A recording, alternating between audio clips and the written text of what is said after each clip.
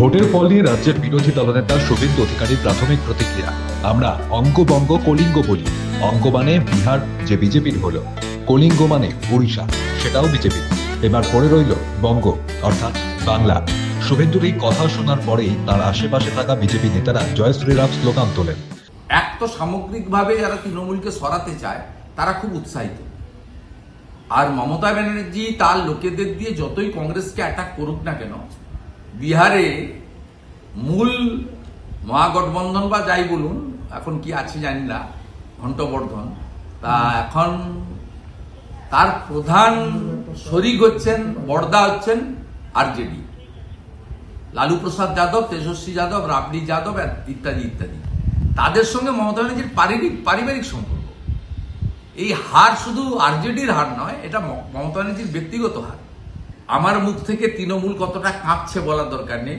দুপুরের পর থেকে ওদের সোশ্যাল মিডিয়াতে, প্রেস মিডিয়াতে বাইটগুলো দেখলেই বোঝা যাবে তারা ড্যামেজ রিপেয়ার করতে চাইছেন। আর উল্টো দিকে বিজেপি কর্মীরা উচ্ছ্বসিত হয়েছেন, হবেন। আমি নিজেও উচ্ছ্বসিত হয়েছি। 11টা থেকেই যেখানেই যাচ্ছি পাবলিক মিটিংয়ে এমএলএদের মধ্যে কর্মী সমর্থক সতীর্থদের সঙ্গে উচ্ছ্বাস প্রকাশ করছি। গেরুয়া আবির তারা আপনার গালে কপালে লাগাচ্ছে, নিচ্ছি, মিষ্টি দিচ্ছি, মিষ্টি খাচ্ছি, সব করছি। কিন্তু এর থেকেও বড় কথা দুটো সিগনিফিকেন্ট। পরিচ্ছন্ন ভোটার তালিকা এসআইআর এর পরে প্রথম নির্বাচন হলো ভারতবর্ষের মধ্যে বিহারে, আর দ্বিতীয় হলো অপারেশন সিঁদুরের পরে যারা বহু অভিযোগ তুলেছিলেন।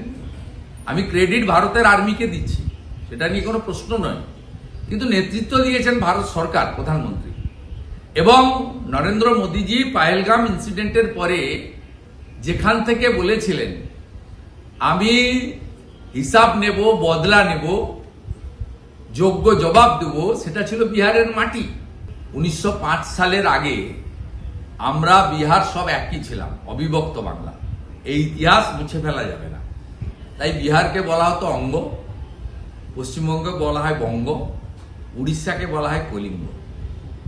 জয় জগন্নাথ বলে কলিঙ্গ হয়েছে, জয় সীতামাতা কি জয় বলে অঙ্গ হলো। এবারে হরে কৃষ্ণ মন্ত্রের সাথে জয় মা কালী বলে বঙ্গ।